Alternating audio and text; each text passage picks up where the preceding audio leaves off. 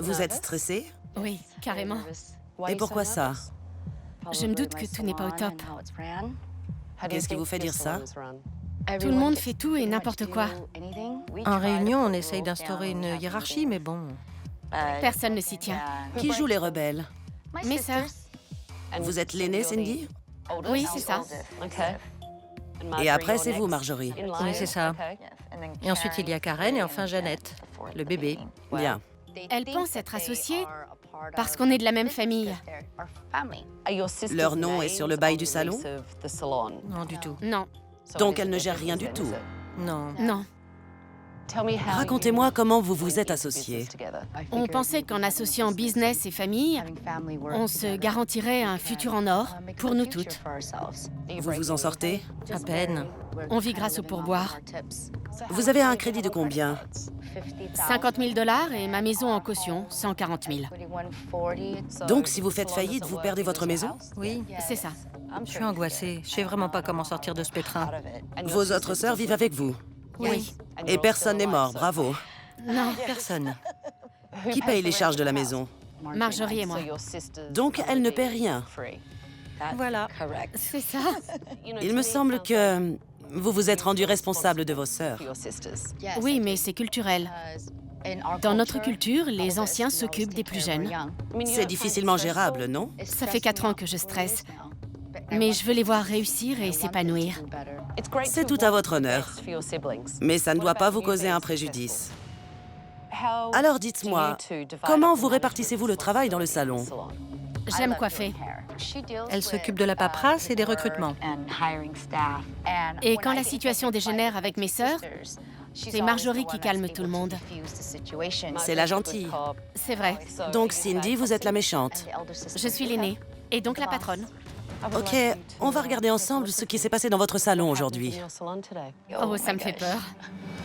Chérie, j'hallucine. Son tissage, je l'ai posé trop en retrait.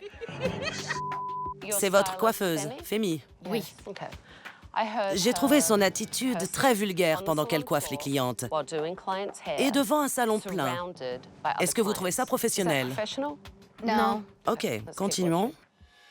Il a qu'à s'asseoir dans le coin et attendre. Pour bosser, il faut être bourré. T'as raison, mais ça met un coup de barre. Du grand Karen. Ok, Karen donc, elle fait quoi? Ma sœur. C'est notre sœur cadette. Et vous buvez souvent aussi sur votre lieu de travail? Je ne savais pas. Ça se passe en réserve et moi, je reste toujours avec les clientes. Elles ne sont pas professionnelles. C'est nul. On continue. Tu peux écouter les messages et rappeler les clientes maintenant? Non, t'avais dit qu'elle avait annulé. Non, elle demandait autre chose. J'en ai marre là. Je retourne voir mes clientes, j'ai pas le temps de parlementer avec vous. C'est votre façon de gérer les problèmes au quotidien? Vous agitez sans raison et piaillez dans le salon. Oui. Et vous vous engueulez au milieu du salon? Oui. Eh bien, c'est un problème. Voyons le problème suivant. Karen, tes mèches sont positionnées à l'avant. Et quand on fait ça, l'effet racine est difficilement atténuable. Elle t'a dit qu'elle voulait du naturel, non? Ouais. C'est pas naturel du tout, ça. Je t'ai déjà montré comment faire. Pourquoi tu suis jamais mes conseils? J'ai oublié, c'est bon, désolé. Vous avez été dur. Je lui avais montré et elle n'a rien retenu. Ça m'énerve parce qu'elle ne m'observe jamais. Que ce soit en couleur, en coupe ou quoi que ce soit d'autre, elle s'en fiche. En fait, elle ne réfléchit jamais et n'en fait qu'à sa tête. Il faut tout lui dire. Elle n'arrive pas à visualiser le résultat final. Et en plus, elle se braque. Karen, reviens ici, Karen. Vous appelez ça motiver votre équipe, Marjorie? C'est pas terrible, hein? On ne s'adresse pas à un employé de cette façon, même si c'est votre sœur en l'occurrence. De plus, ce genre de réprimande ne se fait pas devant les clients, ni devant les autres employés. Jamais. Je ne fais pas ça avec mes coiffeuses expérimentées, car elles savent ce qu'elles ont à faire. Comment différenciez-vous vos apprentis de vos coiffeuses confirmées?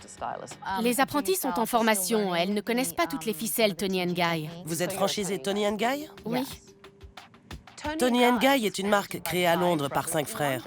Aujourd'hui, c'est une des franchises les plus prolifiques dans le monde de la coiffure. Vous croyez vraiment que ce qu'on vient de voir est à leur niveau? Non, Tabata. Alors continuons. Je ne vois pas ce qui m'empêche d'aller à Los Angeles ce week-end et d'être lundi matin au boulot. Il est où le problème? Si elles ont besoin de moi, je serai là. Tout ce que je sais, c'est que tu devrais pas aller à LA. Arrête de croire que tu peux nous dicter ce qu'on doit faire. On n'est pas à votre disposition. Jeannette est la plus jeune de mes sœurs. On est comme chien et chat entre nous. Mais c'est un peu normal entre sœurs. Arrêtez avec vos histoires de sœurs. Il s'agit d'une entreprise avec des clients. Ils payent pour un service. Ils s'en fichent de vos histoires de famille sans intérêt. Donnez-moi vos clés. Je prends les choses en main. Femi n'est pas là? Ça lui arrive souvent d'être en retard? Oui. Ok. Je n'ai convoqué aucune des sœurs aujourd'hui. Je voulais que vous vous sentiez libre de me raconter la vie du salon. Ce qui se passe.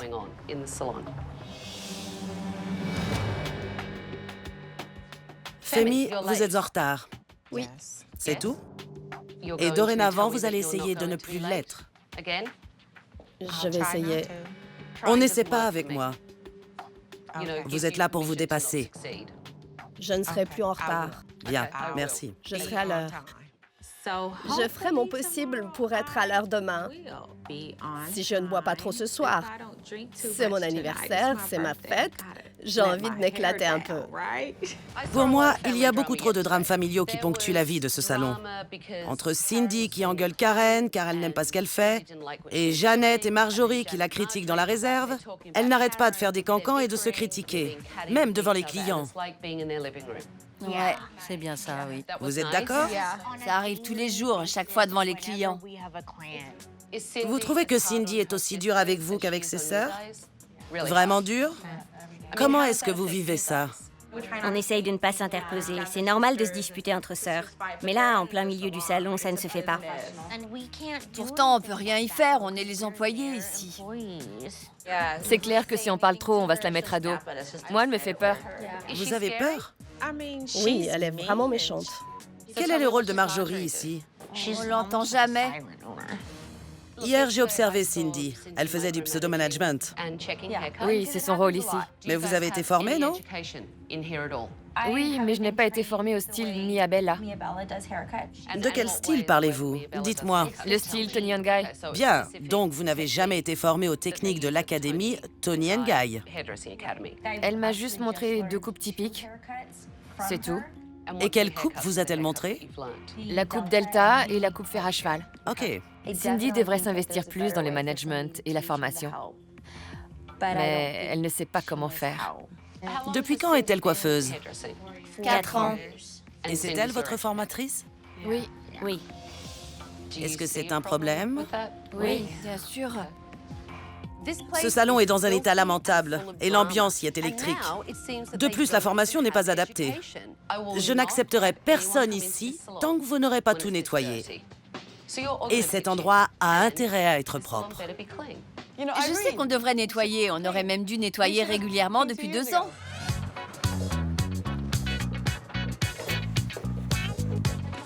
Mettez-y un peu d'huile de coude. Qui va nettoyer les toilettes? Moi, je m'en occupe pas. Trop crade. Le but, c'est de s'entraider, Femi, OK? C'est ça, ouais. C'est mon anniv et je vais nettoyer les toilettes. Je nettoie pas les toilettes, c'est mon anniversaire. En gros, personne n'utilise les toilettes et personne ne veut les nettoyer. T'as qu'à le faire toi-même. Tout le monde s'en sert, non?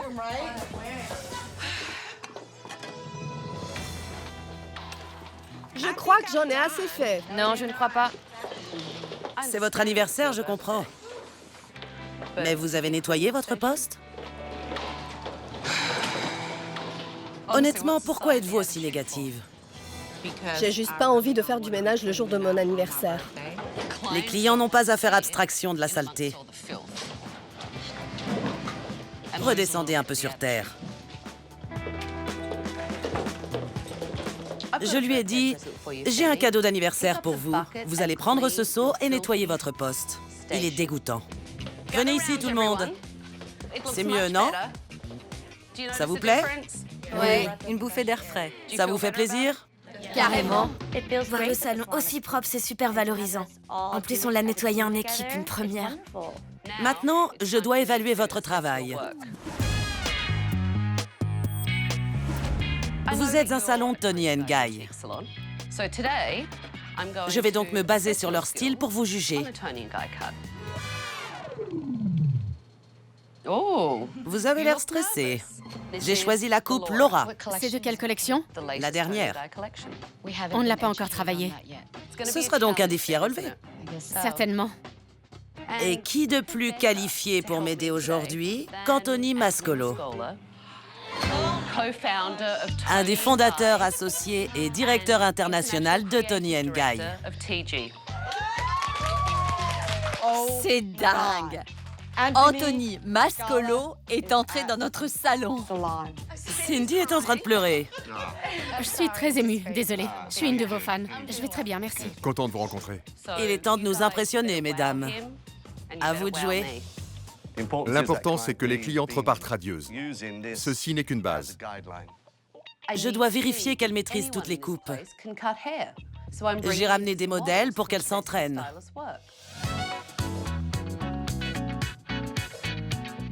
Et pour votre frange? J'aimerais essayer une frange droite, mais je n'ai pas le front adéquat. Il est pas mal, votre front. J'ai jamais dit que mon front était moche. J'ai dit qu'à mon avis, ça ne m'irait pas. Karen, tout va bien? C'est pas grave. Si vous venez de vexer une cliente, C'était pas mon intention. arrêtez. Arrêtez et passez à autre chose. J'étais super stressée. Ce sont le roi et la reine de la coiffure et je sais que je ne leur arrive pas à la cheville. Laurie, à partir de ce modèle en photo, qu'est-ce que vous voulez faire aujourd'hui? J'aime l'esprit de cette photo, mais j'aimerais plus un carré plongeant et plus de longueur sur l'avant. Mais vous voulez qu'on dégrade l'arrière malgré tout. Attendez, il ne s'agit pas de faire une Laura à tout prix. Il n'y a pas de modèle fixe. Il faut juste trouver ce qui lui ira. Vous faites souvent des formations à votre équipe? Chaque semaine? Elle n'en fait pas du tout. Vous devez former vos employés au moins 1 ou 2 fois par semaine.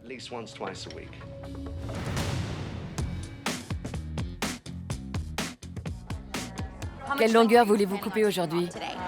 À peu près ça. Très bien. On va commencer par des épaissir. Et vous allez faire ça comment? Avec le sculpteur. Non. Il ne faut pas désépaissir. D'accord. Son cheveu est à la fois épais et ondulé. Si elle ne les entretient pas, ils prendront trop de volume. Mélissa était perdue. Elle ne savait pas du tout comment réaliser sa coupe. Montrez-moi ce que vous allez faire ensuite. Je vais sculpter les mèches autour de son visage. Je sais qu'hier, Cindy a été très dure avec vous devant votre cliente. Comment l'avez-vous vécu? Mon travail ne lui convient jamais. Bien. Ça ne vous met pas en confiance. Je voulais pas pleurer. C'est pas grave. Ne vous inquiétez pas. Ça va aller. Je peux prendre 2 minutes pour me calmer? Bien sûr. Allez vous rafraîchir un peu. Quand Tabata m'a dit que Cindy était trop dure avec moi, j'ai craqué. C'est quoi le problème? Cindy trouve toujours à redire. Cindy rabaisse constamment Karen. Et du coup, elle a développé un gros problème de confiance en elle. J'aime coiffer. Même si je suis un peu lente, j'adore ça. T'inquiète pas. Très bien. Alors, dites-moi un peu ce qui se passe. Nous avons plus de 200 000 $ de dettes. On a hypothéqué notre maison. Si on perd le salon, on perd notre maison. Je suis enceinte de 6 mois de mon 2e enfant et je ne veux pas me retrouver à la rue. 200 000 $, c'est une sacrée somme. On est plus proche des 300 000. 300 000 $? Pourquoi tu me l'as pas dit? Vous ne le saviez pas? Non. Pourquoi tu me l'as pas dit? Grosse somme. Surtout avec un bébé à la maison et un qui va bientôt arriver. Ouais. Et dites-moi, vous savez comment gérer un salon de coiffure? Pas du tout. Nous ne sommes pas coiffeurs. On est des chefs d'entreprise. Avant, je travaillais dans une société de consulting en gestion d'entreprise. Vous n'avez aucune expérience dans le milieu de la coiffure? Je sais pas toi, mais moi, je pensais qu'il suffirait de rénover le salon et d'acheter du matériel haut de gamme, des fauteuils haut de gamme. Apparemment, ça n'a pas marché. Nous voulions que notre salon devienne le meilleur salon de Brentwood et le meilleur salon de Los Angeles. Peut-être que je me suis un peu emballée. Et vous aviez de l'argent pour ça? Non. Je vais vous dire, Alexis, il ne suffit pas d'acheter de nouveaux fauteuils et de repeindre les murs pour que votre salon devienne le meilleur salon de Brentwood. Ça montre juste que vous n'y connaissez rien. Apparemment, les clients se plaignaient du salon avant les travaux. Oui. Et maintenant que nous avons tout rénové, ils se plaignent des nouveautés. On m'appelait sur mon portable pour me dire « Je déteste la nouvelle couleur des murs ». Et moi, j'étais là « Ah, d'accord ». Vous imaginez un coiffeur en train d'appeler Frédéric Fécaille et lui dire « Salut Frédéric, je déteste la couleur des murs ». Alexis, je connais personnellement Frédéric Fécaille. Et vous ne lui arrivez pas à la cheville, ma chère. Nous pensions que c'était comme n'importe quelle autre entreprise avec des profits et des pertes, des rentrées et des dépenses. Malheureusement, un salon de coiffure ne se résume pas à ça. C'est un domaine où la qualité de service et le rapport aux clients tiennent une grande place. Le plus triste, c'est qu'il nous a fallu 15 ou 16 mois pour nous rendre compte de notre erreur. Ok, parlez-moi un peu de vos employés. Ils nous prennent pour des imbéciles. Il y en a même 2 qui ont démissionné la semaine dernière. Vous pensez que vos employés vous respectent? Non. Non?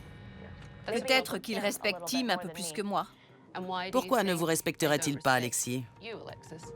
J'ai renvoyé 5 personnes. Et ça a fait du tort à notre chiffre d'affaires. J'ai peur qu'elle renvoie d'autres employés maintenant. Je ne pourrais même pas vous dire si ce sont de bons ou de mauvais coiffeurs, parce que je n'en ai pas la moindre idée. Un patron qui ne sait pas comment travaillent ses employés ne peut pas gérer correctement son affaire. Nous allons maintenant regarder ce qui s'est passé aujourd'hui dans votre salon. OK.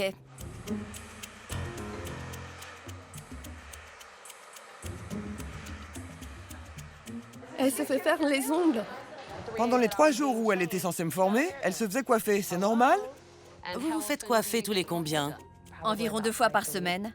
Mais j'en profite pour amener des fournitures. Bravo. Vous voulez une médaille? Je ne sais vraiment plus quoi faire. Vous ne savez plus quoi faire, donc votre solution, c'est de vous faire coiffer. Continuons. Le pire est peut-être encore à venir. Je sais que se faire coiffer gratuitement est un des avantages de ce métier. Mais depuis un mois que vous êtes là, vous en avez un peu trop profité. Bien sûr, moi aussi, je me fais souvent coiffer, mais je suis la propriétaire. Et pratiquement tous les coiffeurs qui travaillent ici sont venus se plaindre de votre comportement. Vous réprimandez une employée en plein milieu du salon. Il n'y a rien qui vous choque là-dedans. Je n'aurais peut-être pas dû le faire devant les autres. Peut-être. Il faut montrer l'exemple. Montrez aux autres coiffeurs du salon que vous avez du respect pour eux. J'ai fait une erreur. Une énorme erreur.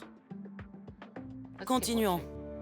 Elle m'a dit que tous les coiffeurs du salon s'étaient plaints de moi auprès d'elle. Un employé n'aime pas forcément ses boss. C'est comme ça le business. Mais Tim, honnêtement, ce n'est pas juste, ce n'est pas sa faute. En tant que gérante, c'est à elle de former l'hôtesse d'accueil. Vous voulez bien faire ça ailleurs? Il y a des clients dans le salon et ça n'est pas très professionnel. Demandez à votre femme. Je vous remercie. En voyant ces images, je me rends compte que je me suis comporté comme un idiot. Je vais vous dire, vous êtes en train de regarder ce qui s'est passé dans votre salon. Le Christopher Hill Salon a le potentiel de rapporter des millions. Mais les propriétaires font preuve de trop d'ignorance. Continuons.